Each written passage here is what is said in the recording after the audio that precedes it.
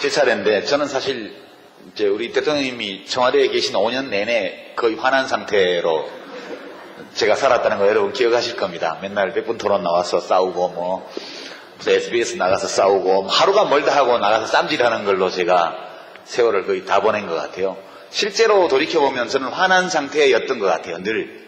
왜냐하면 너무 많은 부당한 공격이 일상적으로 가해졌기 때문에, 또 대통령이 그렇게 부당한 공격을 당하고 있는데 청와대 참모들이 나서서 하면 또 그 사람 자르라고 또 그 사람이 공격을 받아요.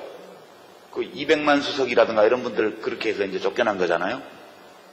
그리고 장관도 김두관 장관 같은 경우 아무 잘못도 없이 이제 해임 결의안 한나라당에서 해서 쫓아냈고요. 그러니까 늘 언론의 공격 말을 나위도 없고, 그래서 늘 이제 이거 가지고 그래도 싸우는 게 내 일이다 이렇게 생각하고 저는 싸웠던 것 같아요. 정치 대통령 임기 끝나면 그만하면 되지, 그렇게 생각하고 실제로 5년간 제가 정치를 했었는데, 그럼에도 불구하고 수많은 일들이 있었지만 제일 분한 거, 지금도 너무너무 분해요. 그게 저는 진짜 분해요. 이것은 공분이기도 하고 사적인 분노기도 한데요. 이제 노무현 대통령이 스스로 목숨을 끊으셨지만 죽인 거라고 저는 생각해요. 죽어야 되겠다라고 생각하도록 만들었어요. 누가? 우리 정영월 선생님은 소심하셔가지고 청와대에 계신 분이라던데, 이명박 씨가 그렇게 한 거죠. 그죠? 요새 세월호 사고 나고 나서 숨만 쉬고 있는지 숨도 안 쉬는지 모르겠지만 나타나지도 않잖아요. 최초의 원인 제공자 아니겠어요? 설령제 한 20년 있던 거를 25년 30년으로 풀어가지고 18년 넘은 배를 들여오게 만든 사람이 이명박 대통령이잖아요. 적어도 최소한 인간으로서의 도리를 안다면 지금이라도 나의 그때 그 규제 완화가 잘못된 거다, 미안하다, 이 얘기해야 맞는 거 아니에요? 진짜 인간도 아니다 그런 생각이 저는 들어요. 저질이다 이거는. 근데 이미 권력 없는 전직 대통령 욕해본들 뭐 하겠어요. 그렇지만 너무 분한 거는, 노무현 대통령은 약점도 많고 그런 분이지만 좋은 사람이었어요. 똑똑하고요. 대학은 안 나오셨지만 지식도 많았고요. 논리적으로 사고할 줄 알고 품격이 있는 분이었어요. 맨날 조중동에서는 품이 없다고 얘기를 하는데, 인간적 품격으로 치면 정말 품격이 있는 분이었어요. 사람을 사랑할 줄 알고 마음을 소통할 줄 알고, 자기 잘못이 있을 때 그걸 금방 깨닫고 인정하고 고치려고 노력했던 분이에요. 이게 품격이 있는 인간이죠. 품위가 있는 인간이죠. 이명박 대통령은 진짜 품위가 없는 저질이거든요. 저는 노무현 대통령처럼 사랑받을 자격이 충분한 품격이 있는 인간이 그런 야비하고 저열한 인간에게 죽었다. 이게 진짜 분해요. 지금 생각해도 너무너무 분해요. 그리고 복수를 해야 되는데 우아하게 복수를 해야 될 텐데 그 생각을 많이 하죠. 이것은 저는 일정 부분 사적인 감정인 동시에 공적인 분노라고 저는 생각을 합니다. 너무 심한 말을 하면 현직 대통령한테는 또 시끄러워질지도 모르겠지만, 박근혜 대통령은 저질은 아닌 것 같아요. 이명박 대통령처럼 저질은 아니에요. 그러나 좀 다른 글자가 들어가는 질 같아요. 여러분 마음대로 상상하십시오. 제가 그 세월호 사고가 날 때 진도에 있었거든요. 팽목항에서 자동차로 10분 거리에 있는 민박집에서 대한민국 현대사에 대한 글을 마무리하고 있었어요. 아침에 잠깐 민박집 아저씨가 저 앞에 배가 사고 났는데 애들은 다 구했다더라, 그렇게 얘기를 해서 그런 줄 알았어요. 점심 먹으러 나왔다가 애들이 다 죽었다는 것을 알게 됐죠. 그 다음날 진도에서 나왔는데요, 잠이 잘 안 오고 밥 먹다가 이렇게 목이 막 막히고, 밤에 저 혼자 민박집에서 방문을 걸어 잠겨놓고 막 소리를 지르고 그렇게 되더라고요, 제가. 그래서 그 진도에 더 있으면 안 될 것 같아서 막 그 민박집에 사람도 아무도 없었는데 나밖에 없었는데 막 기자들이 밀려들고 난리예요. 그래서 이제 제가 그날 짐을 사서 나왔는데, 박근혜 대통령이 진도 체육관에 처음 갔을 때 눈물이 나와야 정상이에요. 그쵸? 우리의 이 눈물샘이라는 거는, 이거는 자율신경이에요. 내가 울어야 되겠다 이렇게 해서 울 수도 있지만, 나의 의지와 상관없이 내 마음속에 슬픔이 차오르면 저절로 눈물샘이 자극되도록 우리가 설계되어 있잖아요. 어떻게 그 진도체육관에 와서 안 울 수가 있어요? 저는 그게 정말 이해가 안 되더라고요. 기자회견장에서는 눈물이 나는데 진도체육관에서 왜 안 나죠? 저는 이거는 아닌 것 같다. 우리 사회가 기본적으로 우리가 나눠야 될 것은 마음이잖아요. 대통령도 잘못할 수 있어요. 정부도 작동이 잘 안 될 수가 있습니다. 그죠? 오랫동안 7년차 집권해오는 동안에 옛날 참여정부, 국민의 정부 시절에는 받아먹더라도 눈치 봐가면서 받아먹고, 그죠? 받아먹더라도 할 일은 좀 하고 이러던 사람들이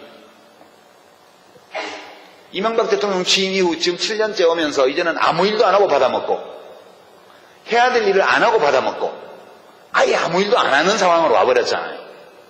부패가 없을 수는 없지만, 부패는 어디나 있지만 조심하고 경계하고 눈치 보면서 부패하는 것과 대놓고 하는 건 달라요. 저는 이 세월호 사건의 원인은 부정부패라고 생각해요.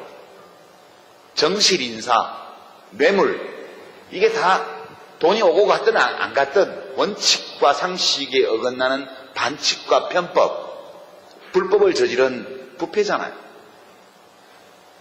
그래서 제가 지금도 화가 나는 거는, 왜 우리 국민들은 마음으로 소통하는 사람들을 내버려 두고 저렇게 물질에 대한 욕망을 노골적으로 자극하고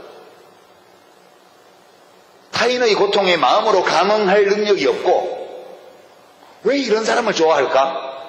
화가 나요. 예전에 정치할 때는 국민한테 화난다 이런 말 하면 바로 조중동에서 유아무개 드디어 국민 탓까지 이렇게 하기 때문에 제가 할 수 없었지만 이제 정치를 안 하잖아요. 저도 시민이에요. 저도 시민으로서, 국민의 한 사람으로서 이제 말해요. 국민들한테도 화가 나요, 저는. 네.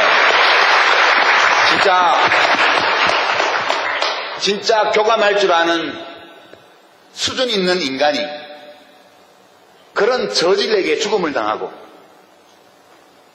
그리고 마음으로 교류할 수 없는 사람을 뭘 보고 뽑았는지 모르지만 대통령으로 뽑고, 지금도 아이고 대통령 얼굴 상한 거 봐라, 얼굴 까칠하다 이러면서 나가서 꼭 1번 찍어야지, 이런 분들에게 화가 나요. 저는 이제는 화낼 겁니다. 제가 정치를 다시 하면요 안 돼요.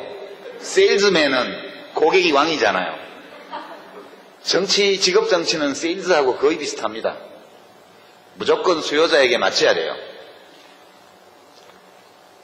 내가 제품에 하자가 있는 걸 알아도, 경쟁사의 제품에 하자가 있고 내 제품에 하자가 있는 걸 알아도 말할 수 없어요. 그 고객이 불합리한 구매 행위를 해도 나는 팔아야 돼요. 이거 이건 전혀 성격이 다른 일인 것 같아요. 저는 고객들을 앞으로도 상대하는데요, 제 물건 팔려고 상대하는 게 아니고 물건 똑바로 사라고 이야기하는 그런 일을 하고 싶어요. 저보고 돌아오라고 하지 마시고. 네, 질문지들을 좀 주셨는데요, 그 중에 한 3분 정도가 거의 똑같은 질문을 주셔서 이건 해소가 됐습니다. 다시 정치 안 하시나요? 이 질문인데요. 실제로 노 대통령께서 돌아가시기 얼마 전에 제가 마지막 뵈었을 때 4월 20일인데요. 4월 19일 날, 물론 그 뒤에 이제 검찰에 가시던 날도 뵈었고 그러긴 했습니다만, 4월 19일 날 이제 저를 버리셔야 됩니다, 이 글을 홈페이지에 올리신 걸 보고 제가 그 다음날 아침에 무작정 차를 타고, 이제 엄청 사진이 많이 찍힌 날입니다, 그날.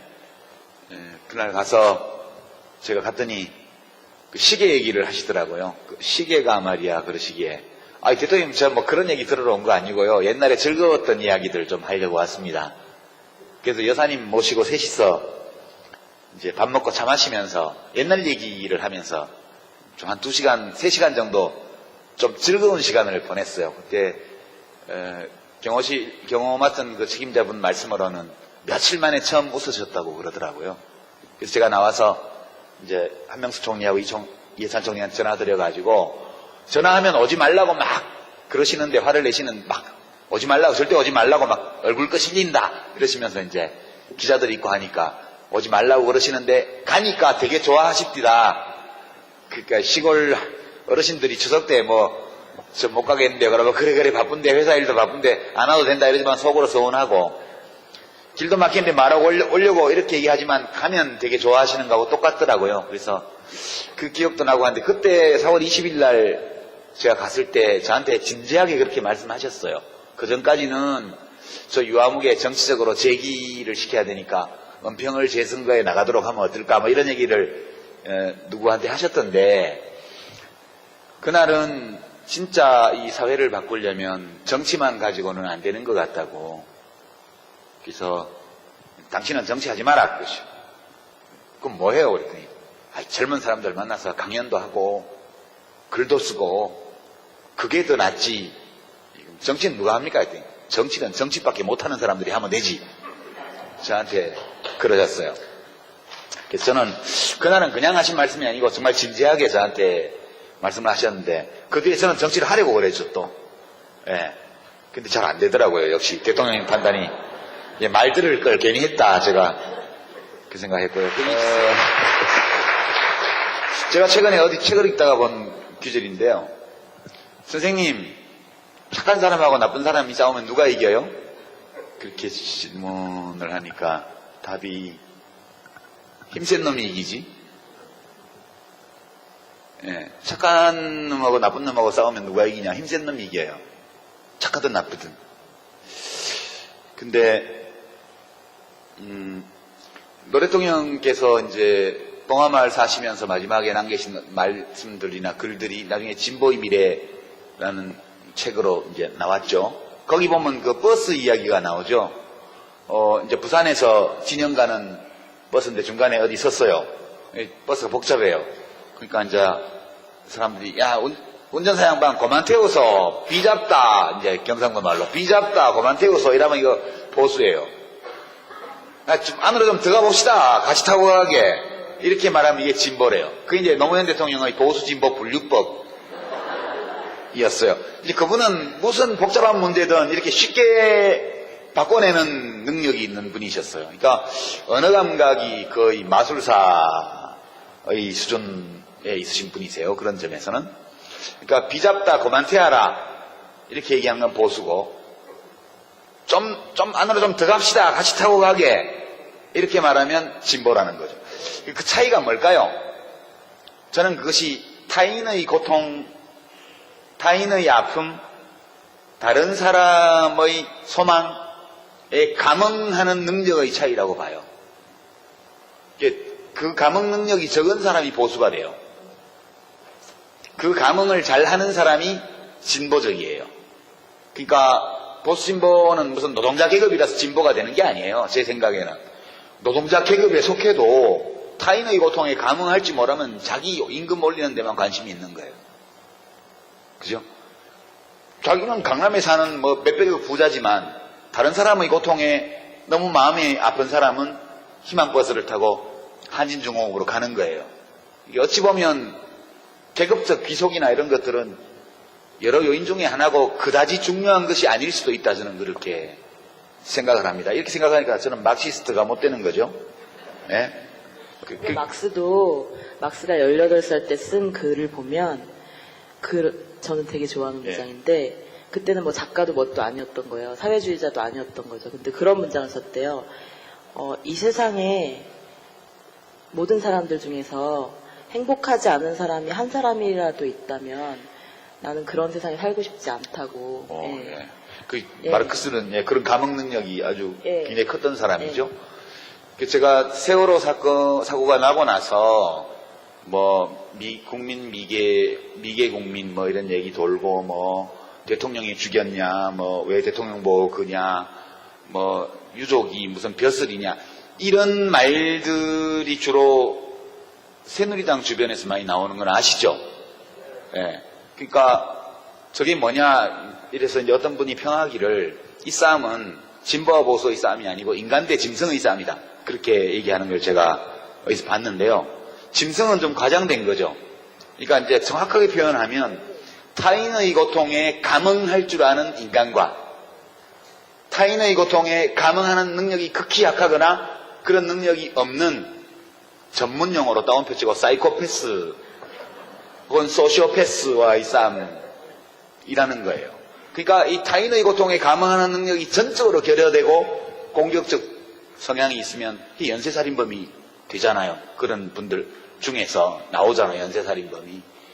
그러니까 저는 그렇게 생각해요. 지금 이 질문 주신 분이 무엇 때문에 고민하시는지 알겠는데 사회를 바꾸는 힘은 악해져서 나오는 게 아니에요. 악하면 사회를 못 바꿔요. 그리고 악해져야 힘을 키울 수 있는 것도 아니라고 봐요. 진짜 큰 힘, 우리 대한민국을 이만큼의 민주주의라도 이루어지는 나라로 만든 힘이라는 것은 그 자체로서는 작지만 약하지만 선한 마음들이 수백만 수천만이 모여서 이 변화를 만들어낸 거기 때문에요. 우리는 착한 가운데 힘이 세져야 된다. 저는 그렇게 생각을 합니다. 이게 둘 다 간단치 않은 질문이긴 해요. 근데 이제 노 대통령께 제가 이렇게 직접 여쭤본 적은 없어요. 왜 이 길을 오셨습니까? 그러나 이제 제가 느끼는 바가 있죠. 느끼는 바가 있고. 그런데 여러 가지 답을 할 수 있겠지만 이제 제 경우도 그러하고 노무현 대통령 경우도 그렇고 이게 왜 정치를 했을까? 왜 대통령이 되려고 하셨을까? 왜 그런 방식으로 대통령직을 수행하셨을까? 그리고 왜 그런 식으로 떠나셨을까? 이 전체를 생각해 보면 노무현 대통령은 자기 자신을 굉장히 적극적으로 표현하고 사신 분이라는 생각이 들어요. 이게 이제 자아실현이라는 말이 자기 자신의 가능성, 자기의 개성, 그리고 자기의 지향, 그러면 내가 도달할 수 있는 가장 높은 곳까지 도달하려는 의지, 이런 것들이 이제 자아거든요. 그러니까 노무현 대통령은 이제 속된 표현으로 하면 야심이 이만저만한 분이 아니셨어요. 그 야심이 내가 대통령이 돼야 되겠다. 이거는 그렇게 큰 야심이 아니에요. 그분의 야심은 반칙하지 않고도 이길 수 있다는 것을 보여주겠다. 그런 거예요. 그거는 대통령이 되는 것보다 훨씬 어려워요. 대통령이 되는 것을 목표로 삼으면 그냥 반칙을 해서라도 하면 되죠. 그렇지만 대통령이 되는 것이 목표가 아니고 반칙하지 않고도 이길 수 있다는 증거가 되고 싶다. 이렇게 되면 이 야심은 정말 대단한 거거든요. 그래서 저는 이제 노 대통령이 야심이 굉장히 큰 분이었다. 그리고 그런 큰 야심을 내면에 가지고 있는 그분의 그분의 인격적 자아라는 것은 굉장히 독특한 면이 있었던 것이고, 그 점이 보통의 우리들과 좀 다른 점이 아니었을까, 그렇게 생각하고, 닮고 싶어도 닮으려고 노력은 할 수 있는데 꼭 닮기는 어려운 분인 것 같다, 이분은. 그런 생각이에요. 그리고 이 목표는 사실 꼭 대통령이 됨으로써만 이룰 수 있는 것은 아니고, 우리가 일하고 있는 모든 공간에서 정직하게 반칙하지 않고 살아도 성공할 수 있다는 걸 보여줄 수 있는 방법은 참 다양하게 많은 것 같아요. 그래서 저는 우리가 대통령과 비슷한 야망을 품어도 되지 않나? 그런 생각도 한편으로 하고요. 제가 정치를 한 거는 사실은 이제 저는 경상도 출신이고 서울대를 나왔고, 그런데 그게 다 싫어요, 문화적으로. 옛날에 프랑스 대혁명기 미국 독립전쟁 때 라파에트라는 프랑스 귀족이 있었는데, 그 사람은 미국까지 배 타고 건너와가지고 독립전쟁 하는데 미국 편을 들고 그랬죠. 근데 라파에트가 왜 미국 독립전쟁에 가담했을까? 이제 이거에 대해서 여러 가지 분석이 있는데, 어떤 학자가 분석하기로는 그 당시 유행하던 춤을 출 줄 몰라서, 그러니까 귀부인들이 살롱에 왔다 갔다 하면서 노는 게 체질에 안 맞아서 이제 전쟁터로 갔다는 거죠. 그런 면이 좀 있는 것 같아요. 저는 사실 너무 화가 나서 그때 정치를 했고요. 솔직히 노무현 후보 시절에 그렇게 사람들이 가볍게 여기고 업신여기고 이렇게 하는 걸 보면서 진짜 분통이 터져가지고 했고요. 저는 그분을 꽤 오랫동안 알아왔지만 제가 서울대를 비롯한 이른바 명문대 운동권에서 직접 겪어보았던 그 어떤 분들보다 뛰어난 분이셨어요. 저는 능력 있는 사람을 좋아해요. 제가 사실 특성이 똑똑한 사람 좋아하고요. 능력 있는 사람을 좋아하고 의지가 강한 사람 좋아하고 걸출한 어떤 사람을 흠모하는 경향이 저한테 있어요.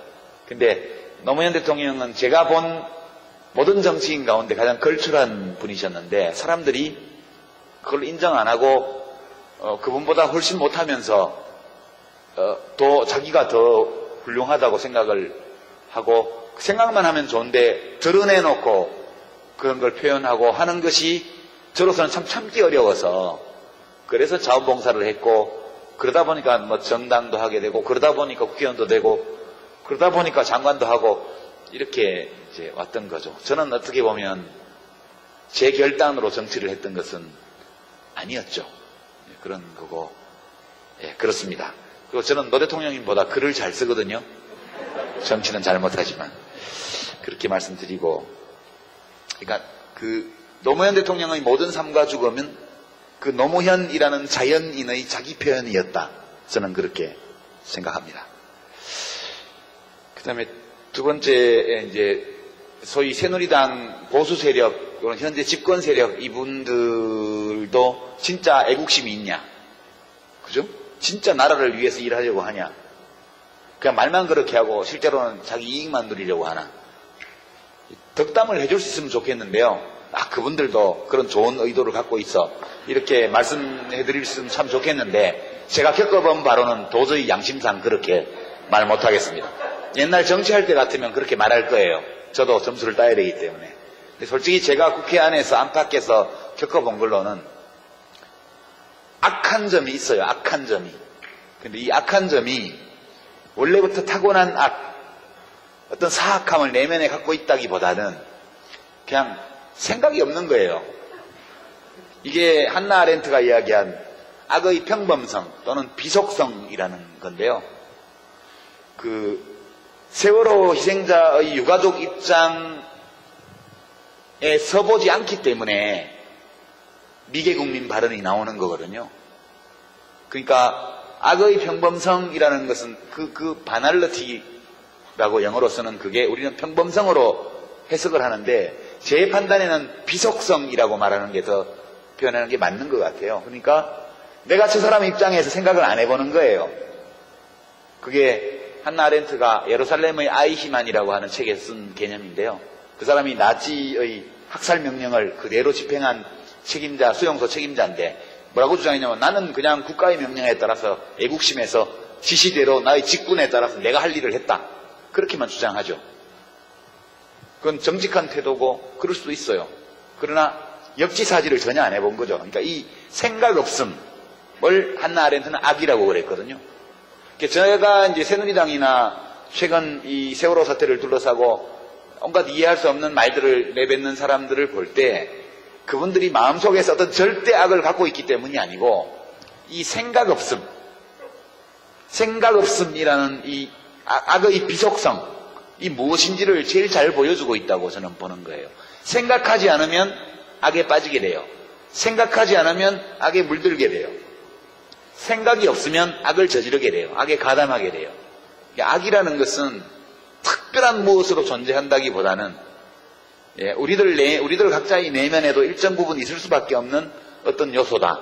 저는 그렇게 생각합니다. 진짜 생각이 없어요. 제가 볼 때는. 예.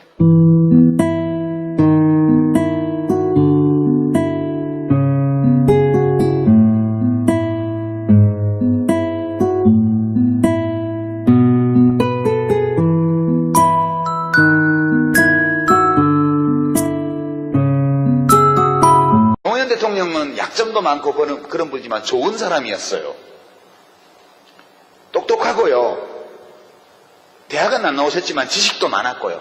논리적으로 사고할 줄 알고 품격이 있는 분이었어요. 뭐 맨날 조중동에서는 품이 없다고 얘기를 하는데 인간적 품격으로 치면 정말 품격이 있는 분이었어요. 사람을 사랑할 줄 알고 마음을 소통할 줄 알고 자기 잘못이 있을 때 그걸 금방 깨닫고 인정하고 고치려고 노력했던 분이에요. 이게 품격이 있는 인간이죠. 품위가 있는 인간이죠. 이명박 대통령은 진짜 품위가 없는 저질이거든요. 저는 노무현 대통령처럼 사랑받을 자격이 충분한 품격이 있는 인간이 그런 야비하고 저열한 인간에게 죽었다. 이게 진짜 분해요. 지금 생각해도 너무너무 분해요. 그리고 복수를 해야 되는데 우아하게 복수를 해야 될 텐데 그 생각을 많이 하죠. 이것은 저는 일정 부분 사적인 감정인 동시에 공적인 분노라고 저는 생각을 합니다. 너무 심한 말을 하면 현직 대통령한테는 또 시끄러워질지도 모르겠지만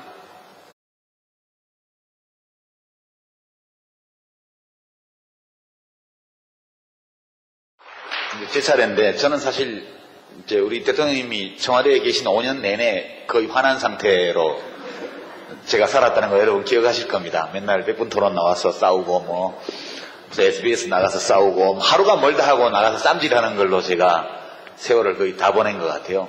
실제로 돌이켜보면 저는 화난 상태였던 것 같아요. 늘.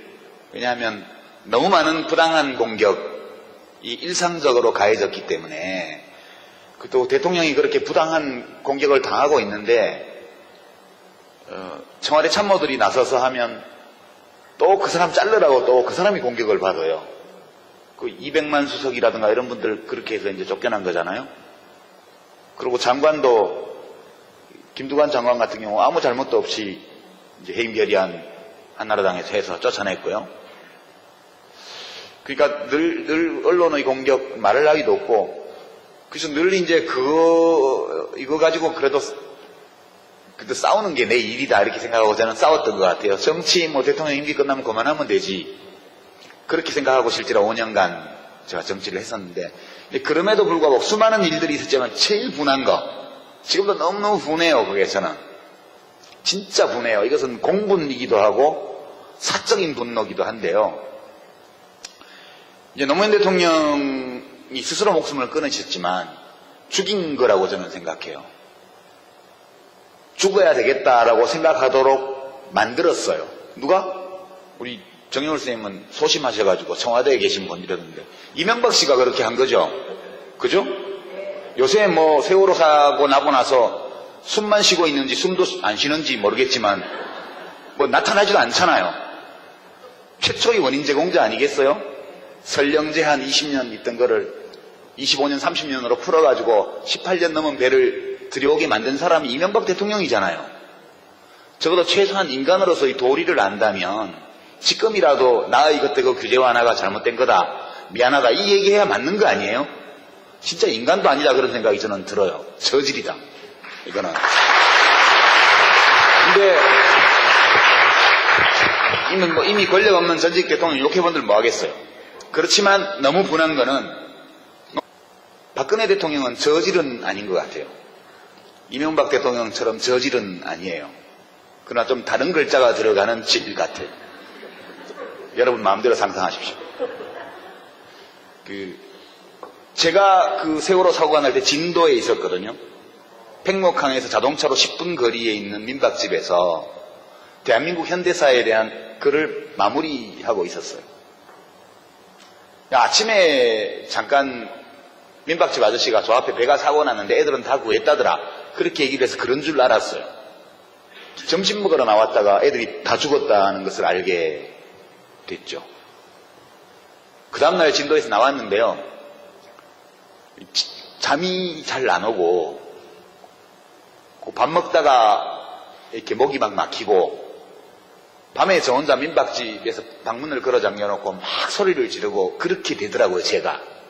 그래서 그 진도에 더 있으면 안 될 것 같아서 막 그 민박집에 사람도 아무도 없었는데 나밖에 없었는데 막 기자들이 밀려들고 난리예요. 그래서 이제 제가 그날 짐을 사서 나왔는데 박근혜 대통령이 진도 체육관에 처음 갔을 때 눈물이 나와야 정상이에요. 그렇죠? 우리의 이 눈물샘이라는 거는 이거는 자율신경이에요. 내가 울어야 되겠다 이렇게 해서 울 수도 있지만 나의 의지와 상관없이 내 마음속에 슬픔이 차오르면 저절로 눈물샘이 자극되도록 우리가 설계되어 있잖아요. 어떻게 그 진도체육관에 와서 안 울 수가 있어요? 저는 그게 정말 이해가 안 되더라고요. 기자회견장에서는 눈물이 나는데 진도체육관에서 왜 안 나죠? 저는 이거는 아닌 것 같다. 우리 사회가 기본적으로 우리가 나눠야 될 것은 마음이잖아요. 대통령도 잘못할 수 있어요. 정부도 작동이 잘 안 될 수가 있습니다. 그죠?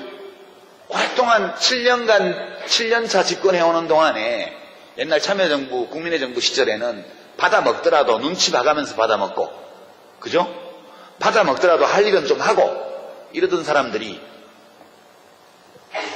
이명박 대통령 취임 이후 지금 7년째 오면서 이제는 아무 일도 안 하고 받아먹고 해야 될 일을 안 하고 받아먹고 아예 아무 일도 안 하는 상황으로 와버렸잖아요. 부패가 없을 수는 없지만